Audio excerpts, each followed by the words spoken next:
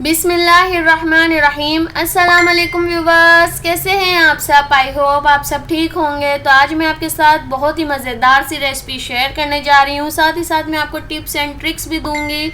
और ये रेसिपी आज हम बनाने जा रहे हैं आम की लौंजी, कैरी की खट्टी मीठी चटनी या गुड़म्बा भी कहते हैं इसको। बहुत ही मज़ेदार सी बनकर तैयार होती है। तो आपको वीडियो को बिना स्किप किए एंड तक लाजमी देखना है। और वीडियो पसंद आए तो लाइक और शेयर ज़रूर करिएगा। और मेरे चैनल पर नए हैं तो चैनल को सब्सक्राइब और बेल आइकन को ज़रूर क्लिक करिएगा। तो आइए बनाना स्टार्ट करते हैं। तो यहाँ देखिए मैंने देसी कैरियों का यूज़ किया है जो बिल्कुल खट्टी वाली होती हैं, जो हम अचार डालने के लिए यूज़ करते हैं। तो ये मेरे पास साबुत रखी हुई हैं। वैसे मैंने जहाँ से इनको बाय किया था मैंने वहीं से इनको कटवा लिया था, क्योंकि इसमें गुठली आ चुकी होती है तो वो छुरी से कटना थोड़ा मुश्किल होता है। तो मैंने जब इसको कटवा लिया था फिर मैंने इसको घर में लाके वॉश किया अच्छे से और फ़ैन के आगे तकरीबन 1 से 1.5 घंटे के लिए इसको बिल्कुल ड्राई कर लिया। हमें बिल्कुल भी इसमें पानी की नमी नहीं चाहिए। आप देख सकते हैं बिल्कुल ये ड्राई हुई भी है। और ये 1 kg मैं यूज़ कर रही हूँ। इसके साथ मैं 1/3 कप ऑयल ऐड कर रही हूँ। ऑयल ये कुकिंग ऑयल है, मस्टर्ड ऑयल नहीं है।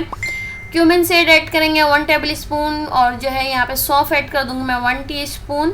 मेथी दाना ऐड करेंगे 1 टीस्पून। कलौंजी 1 टीस्पून और राई ऐड कर देंगे 1 टीस्पून। हाफ टी स्पून अजवाइन भी ऐड कर देंगे। और लो फ्लेम पे जो है मसालों को चटक जाने देंगे, यानी हल्का सा ये जो है करारा सी हो जाए। तो फिर हम इसमें जो है कैरियों को डाल देंगे।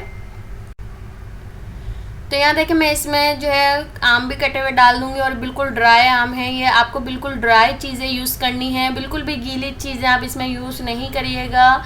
जब ये पककर तैयार हो जाती है तब भी आपको जब भी इसको निकालना है किसी ड्राई चम्मच से ही निकालना है, ताकि जो है ये ख़राब ना हो और ये जो है बिल्कुल सेव रहें आपकी।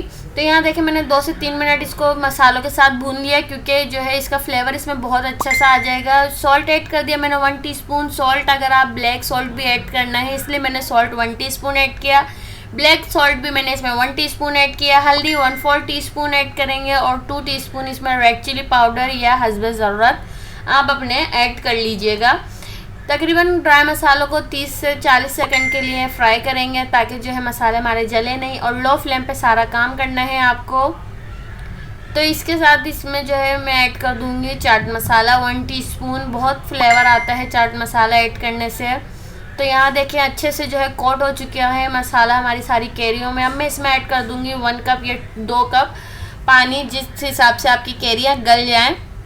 और इसकी फ्लेम को मैं कर दूंगी मीडियम। और इसको तकरीबन 10 से 15 मिनट के लिए मैं कुक कर लूँगी। तकरीबन हमें 90% कुक करना है कैरियों को। जब कैरियाँ 90% कुक हो जाएंगी तब आपको इसमें ऐड करना है गुड़ को आप तोड़ के डालिएगा, साबुत ऐड नहीं करिएगा। और अगर आप पहले से गुड़ ऐड कर देते हैं तो कैरियाँ अकड़ जाती हैं और वो गलती नहीं है। 90% कुक होने के बाद आपको ऐड करना है गुड़।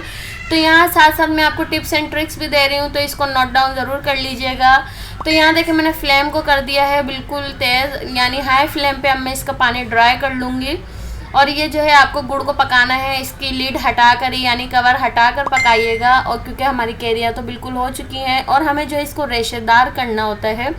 कैरियाँ इसमें रेशेदार सी अच्छी लगती हैं जब रेशा रेशा सा मुँह में आता है। तो विनेगर ऐड कर देंगे 1 टेबलस्पून। कोई सा भी आपके पास विनेगर हो, कोई सा भी आप इसमें ऐड कर सकते हैं। तो यहाँ देखिए इसको मिक्स कर लेंगे। विनेगर ज़रूर ऐड करिएगा, इससे इसका फ्लेवर बहुत अच्छा सा आएगा। और इसको ठंडा कर लेंगे।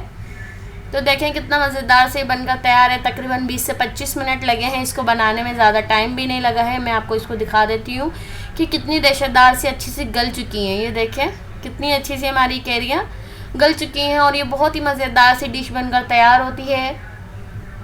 तो ठंडा होने के बाद इसको जो है हम सर्व कर लेंगे। और जब ये बिल्कुल ठंडी हो जाएंगी तो आप इसको किसी एयरटाइट कंटेनर में या एयरटाइट जार में इसको सेव करके रख सकते हैं तकरीबन 2 से 3 हफ्तों के लिए। जब आप इसको यूज़ करना हो आप इसको निकालें। और आप इसके अंदर गीला चम्मच यूज़ नहीं करिएगा और ना ही हाथ इसमें इस्तेमाल करिएगा। जब भी आप इसको निकालें किसी साफ़ सुथरे चम्मच से, बिल्कुल ड्राई चम्मच इसमें इस्तेमाल करिएगा।